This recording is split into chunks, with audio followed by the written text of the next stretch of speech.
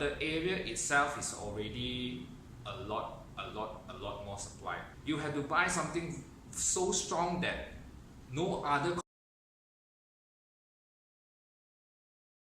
even at the same case, 500,000, 500 units, you might be buying in the development which has only 500 units, but the area itself is already a lot more supply.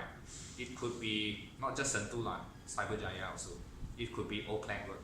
You have to buy something so strong that no other competitors can match this product, and this product pricing is attractive, is as mass market, and it still benefits from all the surrounding mega infrastructure. That at least it is safer. Otherwise, don't look into this kind of area, because it will take many years for you to actually outpace the other condos or the other similar products.